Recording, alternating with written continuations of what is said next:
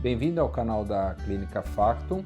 Hoje nós conversaremos sobre fé e cirurgia e quais os impactos na vida do paciente. Obrigado pela audiência.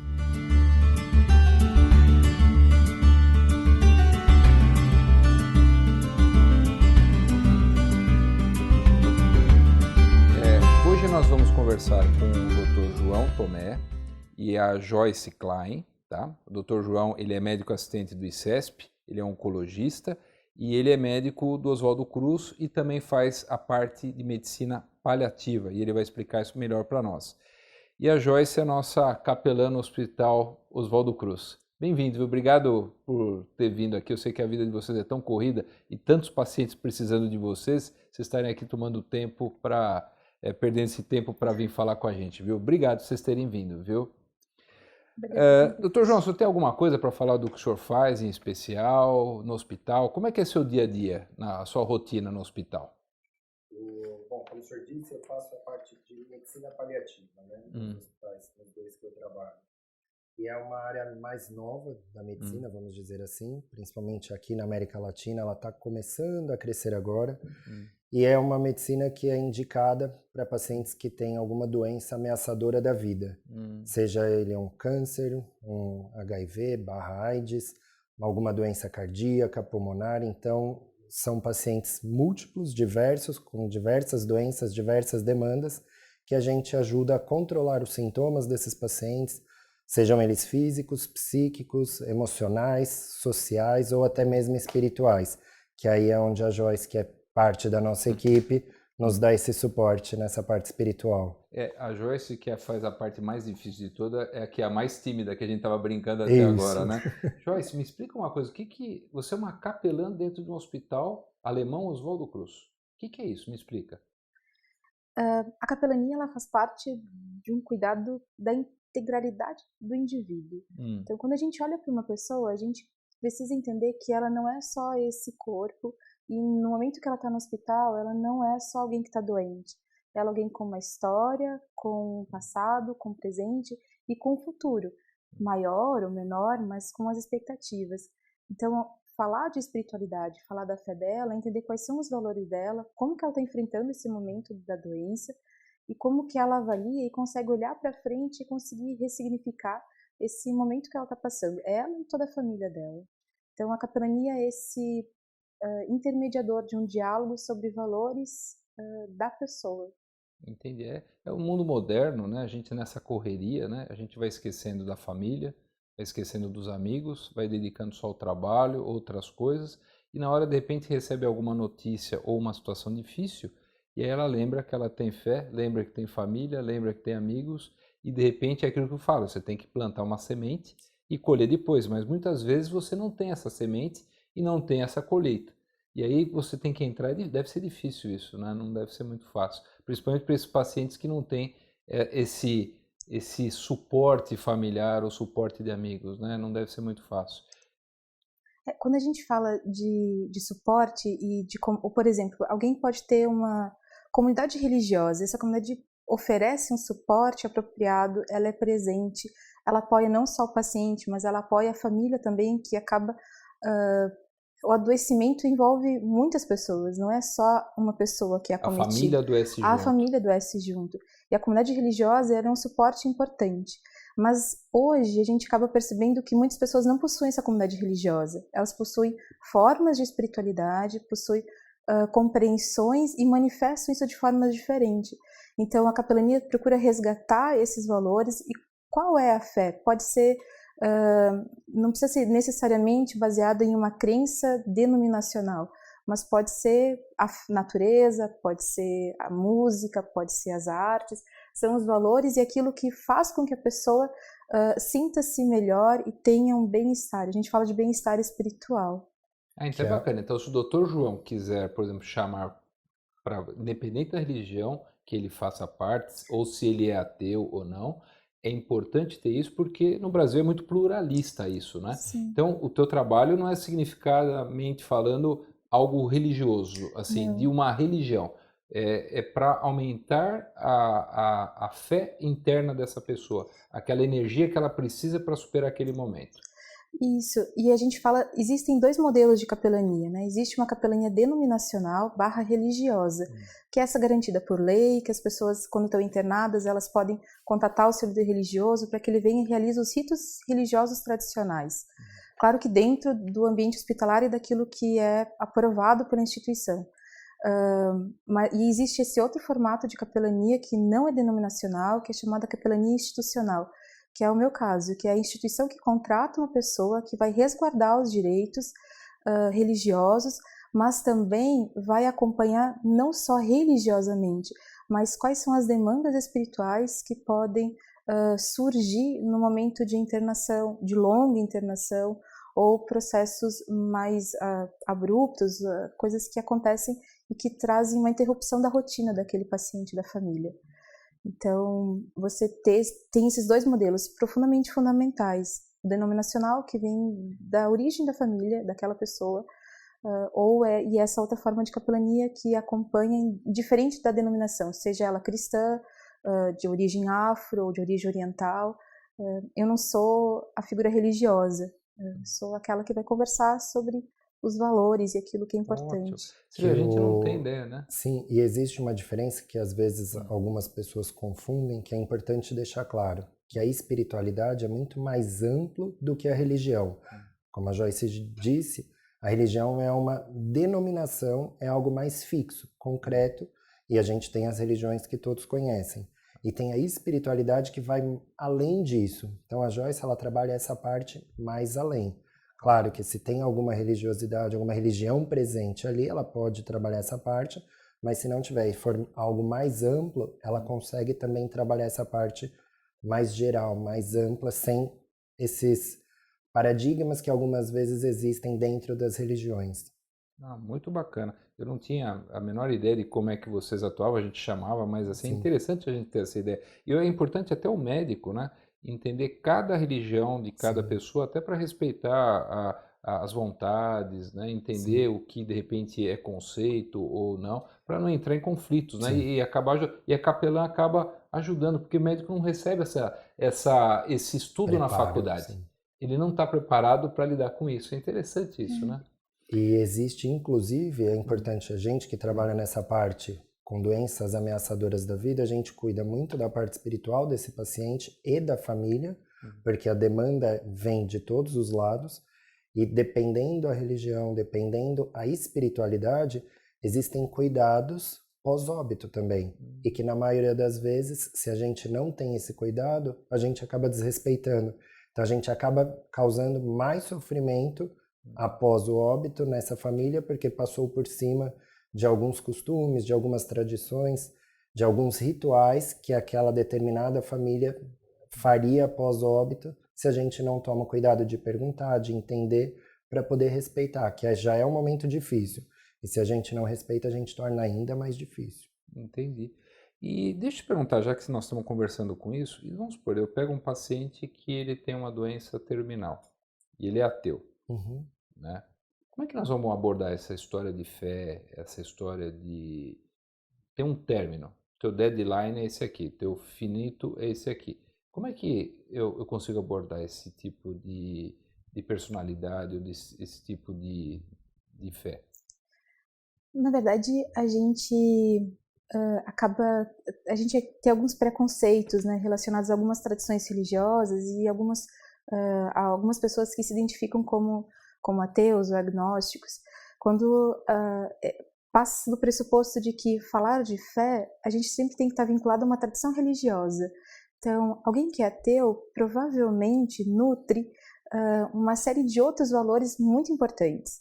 Vai ser alguém que vai ser apreciador da arte, apreciador da música, vai ser apreciador de outros elementos que dão sentido e significado. Até a fé em si próprio, né? E a fé em si próprio, né? E aí, a ideia da finitude ou do pós-morte, ele não é perturbador. Não é tem coisas que é perturbador para nós, mas não é para ele. Para ele está tudo bem, para ele está resolvido. Cabe nos acolher essa diferença. Quando a gente fala de fé e de práticas religiosas, às vezes a gente fica assim, nossa, mas ele quer tomar um banho de pipoca, né? Qual é o problema do banho de pipoca, né? Tem banho de pipoca? Você tem já teve banho isso? de pipoca, Sério? tem batismos de imersão, tem uma série de rituais, de tradições religiosas diferentes que são importantes para aquela comunidade e que não agridem a instituição, não fazem mal durante o período de tratamento e que são significativos para aquela pessoa. Então, se alguém é ateu e diz assim, eu quero ouvir Mozart, às vezes a gente acha um pouco mais natural, mas aquilo para ele é a forma com que ele se prepara para uma cirurgia, se prepara para um momento de finitude, é como ele vai se despedindo de si. Perfeito. Doutor João, existe assim uma diferença no comportamento de uma pessoa que tem uma fé religiosa a enfrentar uma cirurgia, uma doença grave, por exemplo, daquela que não tem? Você percebe que existe uma calma maior ou uma tranquilidade em enfrentar algum tipo de problema? Você acha que é mais fácil de lidar com esse paciente? Ele aceita melhor a situação, que de repente eu vou ter uma vida após morte, ou eu vou ter uma reencarnação? Cada religião tem um sistema, né? O que você, na tua experiência, o que você acha disso? É muito individual isso, e acabam existindo 2 pontos. Tem aqueles pacientes que se apoiam na fé e veem a fé como algo positivo, então eles conseguem se apoiar e ver como a fé trazendo benefícios para aqueles pacientes, dando força para eles continuarem naquele tratamento, ou às vezes até lidando com a finitude, pensando num pós-óbito. Mas existe o outro lado, existem aqueles pacientes que perdem totalmente a fé, que começam a descontar, vamos dizer assim, aquela revolta, aquela raiva que tem perante a doença, perante a situação, na fé. Eu não acredito mais em Deus, por que isso comigo? Isso é um castigo porque eu não fiz alguma coisa. Então, existem os 2 lados e a gente precisa trabalhar esses 2 lados, tanto o positivo quanto o negativo. No positivo, obviamente, para esse paciente, para a família, acaba lidando um pouco mais fácil e a gente dá o suporte necessário. Mas para aquele que vê, por um lado, negativo, a gente também precisa dar um suporte para mostrar que existem outras coisas positivas, que ele não está sozinho, tentar entender o porquê dessa revolta com a fé que ele teve uma vida inteira e agora, nesse momento, ele não acredita mais, ele perdeu a esperança. Então, todo tratamento, seja ele curativo, paliativo, ou a religião, independente de qual seja, a gente sempre tem que entender o que está por trás daquilo. O que motiva o paciente ou a família a pensar e agir daquela maneira. A hora que a gente tira todas essas máscaras da frente do paciente ou da família, a gente consegue enxergar além, aí a gente realmente consegue trabalhar com esse paciente, com essa família e trazer a calma que é tão importante. Seria mais ou menos, né, que nem Confúcio falava. Então, antes da gente falar da morte, vamos esgotar tudo que a gente tem para falar sobre a vida. Sim. É mais ou menos isso. Então, você está vivo. Então, aproveite cada minuto, porque eu como médico, atravessar a rua e ser atropelado e morrer antes do meu paciente. Sim. Ou ter um infarto fulminante. Então, qual que é a diferença? Então, a vida ela é muito fugaz. É que nós, no mundo ocidental, não pensamos muito nisso. Sim. A gente pensa que a gente vai viver eternamente, né? Mas é muito interessante. Então, a gente tem que trazer que o que você tenta fazer como nessa conduta paliativa viva a cada momento, que esse momento é único. E trazer qualidade. Isso. O que a gente mostra, na verdade, é que a morte é um tabu para os latinos, principalmente. Dependendo de onde a gente está, a morte é vista de um jeito. Então, depende, por exemplo, se a gente pega na América Central, os indígenas, dependendo, eles veem a morte como uma elevação. A pessoa que foi a óbito, ela evoluiu. Ela está fazendo uma passagem porque esse plano já não pertence mais, porque ela é muito mais evoluída do que os que aqui ainda estão. Então é visto como uma comemoração. No México tem o Dia dos Mortos, onde eles fazem festa e tudo. No Brasil a gente não tem isso. Acaba sendo como algo mais negativo. Então depende muito a forma como a gente vê. Mas toda vez que a gente fala de morte, a gente acaba falando de vida. Porque se eu chego para alguém, um exemplo, e falo, olha, tem um dia de vida, o que você gostaria de fazer?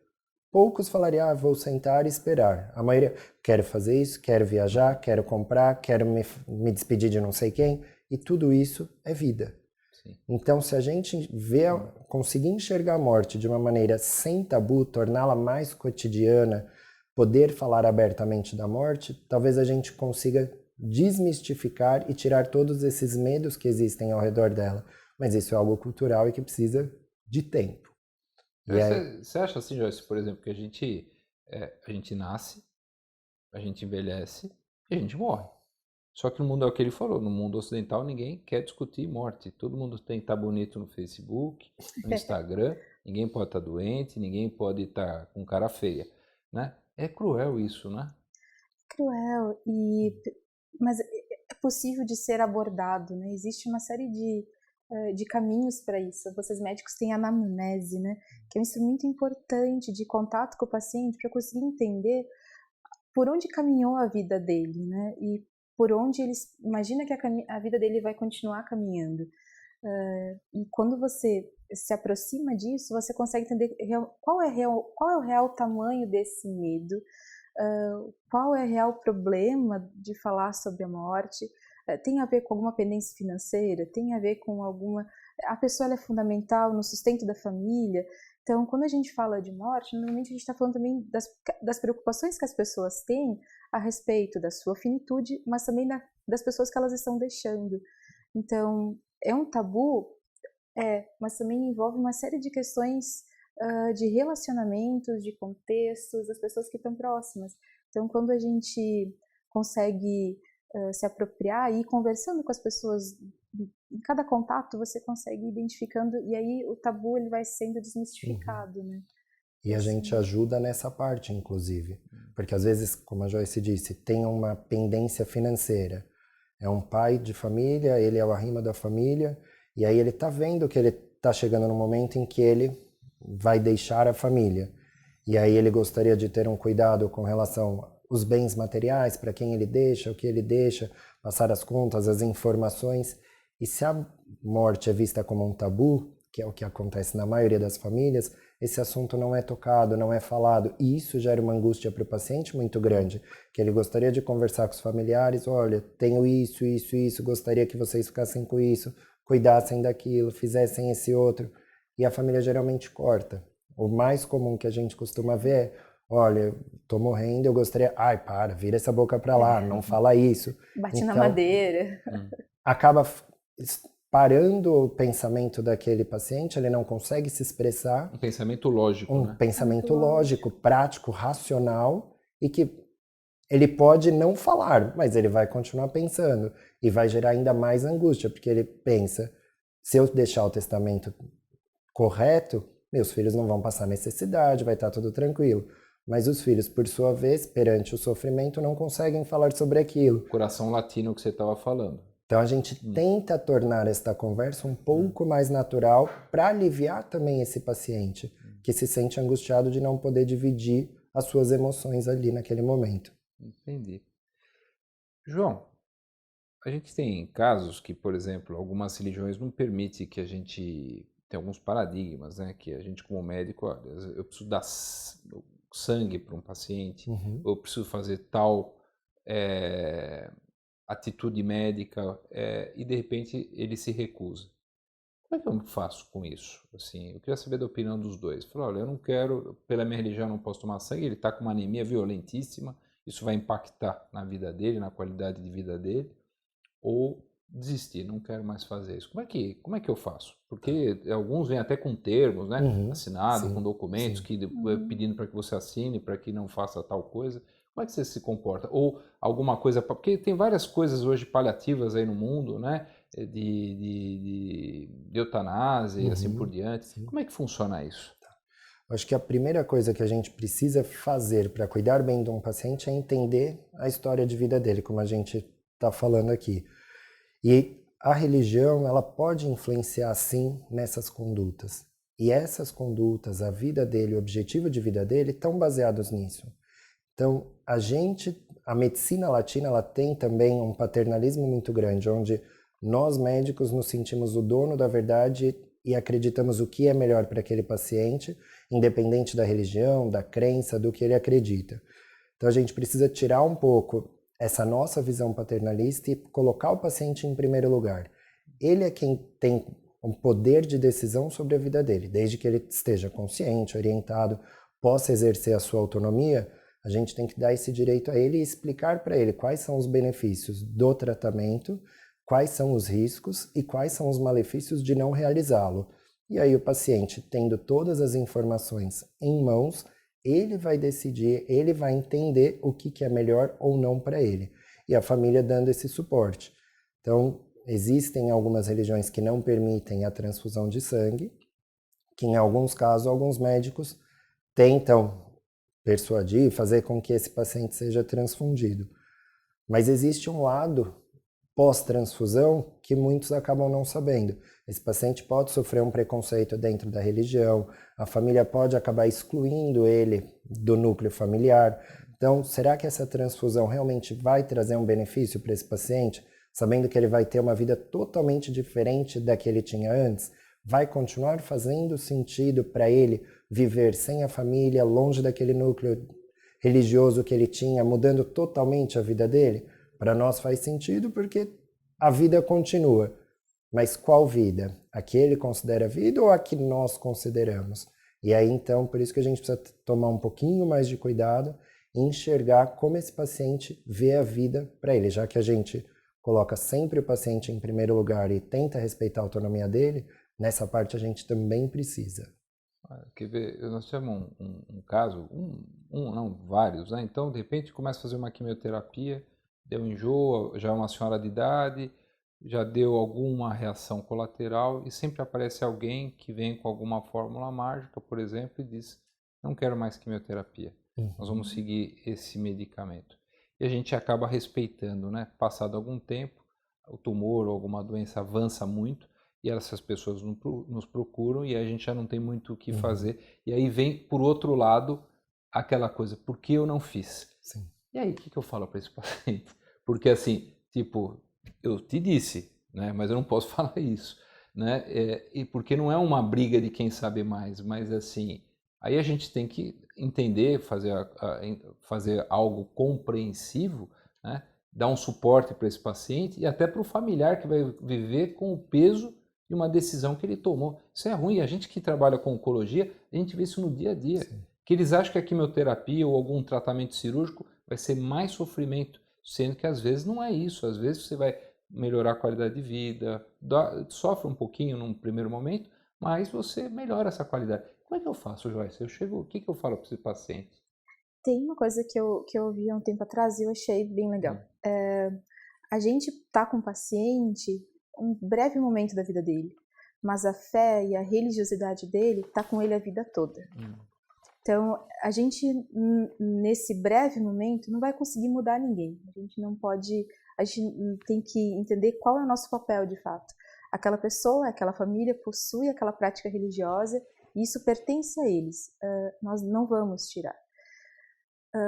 O caso que você coloca é um pouco diferente dos testemunhos de Jeová, né? Por exemplo, um paciente que é testemunho de Jeová vai fazer um procedimento cirúrgico planejado, é realizado uma série de procedimentos. Eu não consigo... Autotransfusão, isso, uma série de formas para inibir uma transfusão. Né? Então, alternativas para respeitar a religião. Existem alternativas importantes. No caso de uma transfusão em um paciente paliativo, vale perguntar, eu não.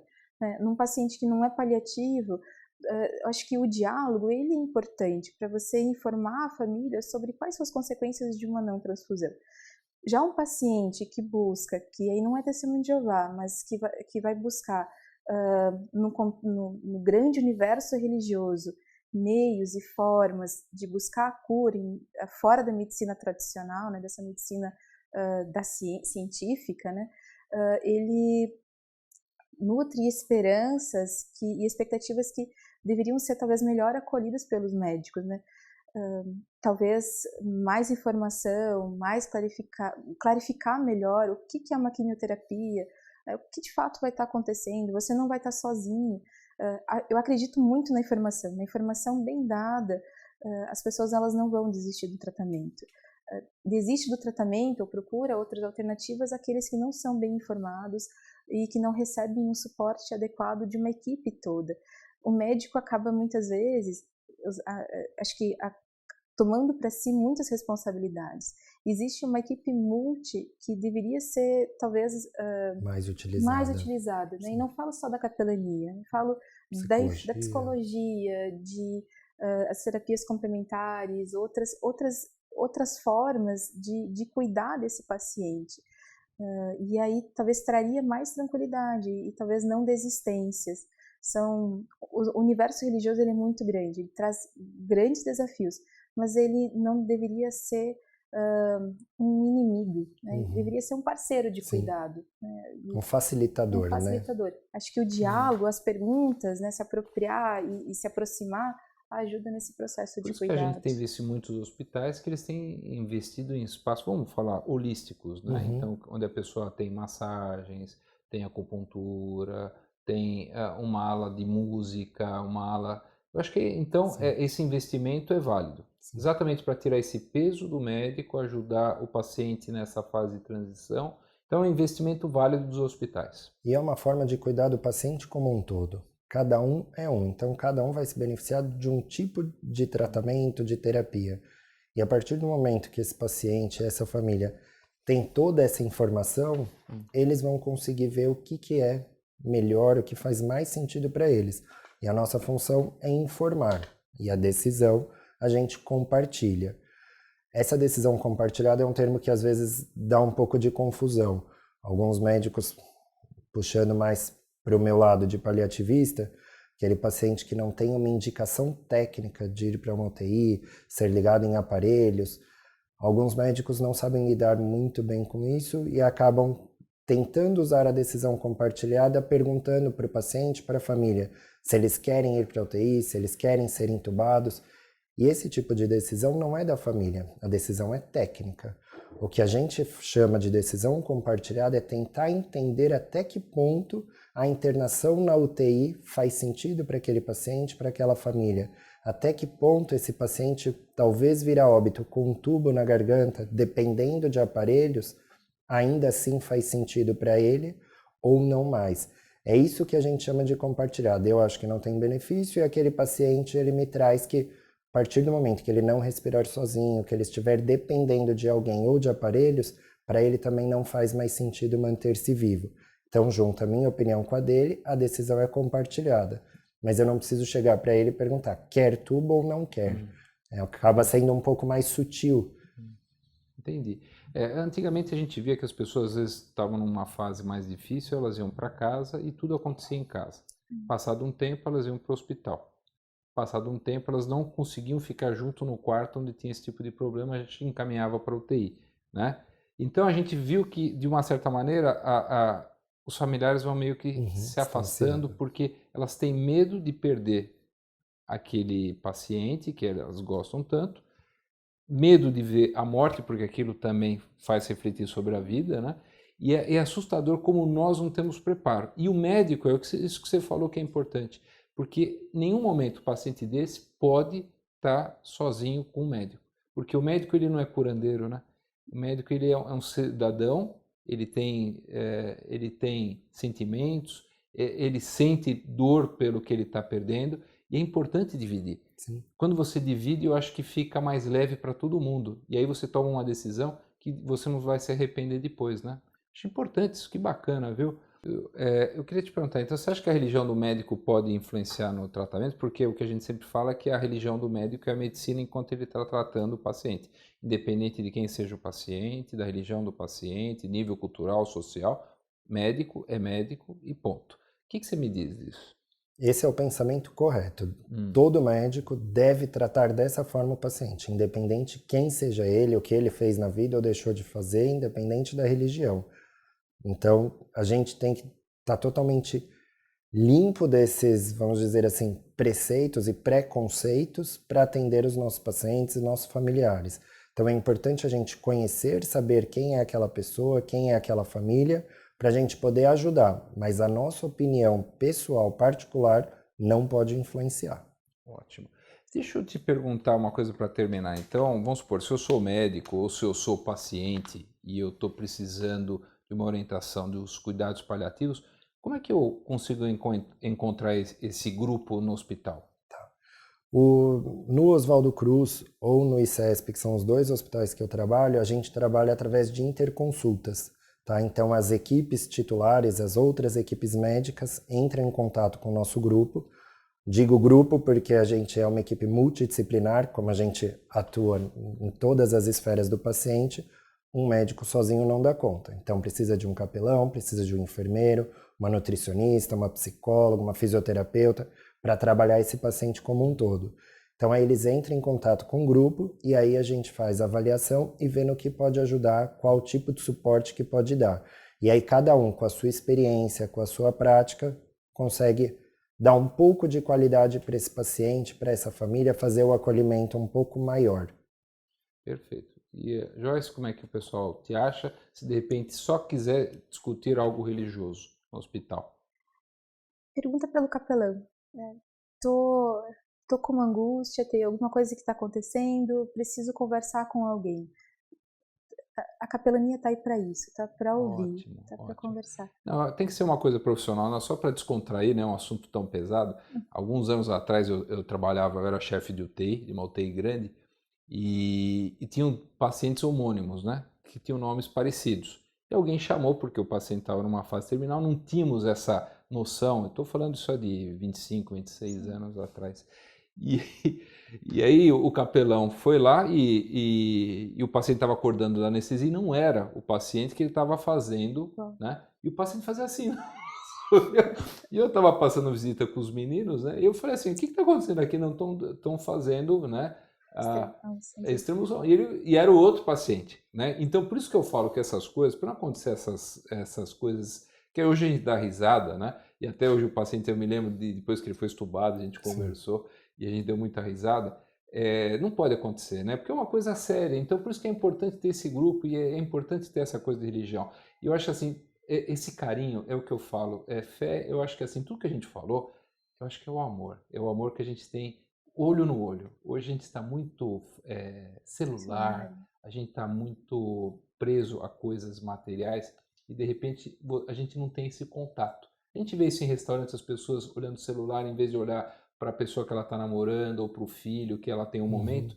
Então, quando você está numa situação difícil, você vê como é importante olhar no olho, você vê que você é humano, que você tem isso. E como a gente consegue superar essas dificuldades quando a gente se sente acolhido. Então, parabéns, porque é isso que é importante. Essa coisa, isso é muito humano que vocês estão fazendo. É muito bacana e as pessoas não conhecem.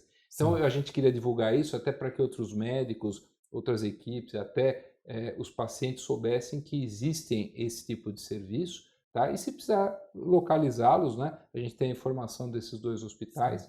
E aí vocês vão ajudar quem eu acho que vai precisar. Com certeza. E obrigado pela presença de vocês, tá? Vocês querem acrescentar mais alguma coisa que você queira falar, Joyce, Dr. João?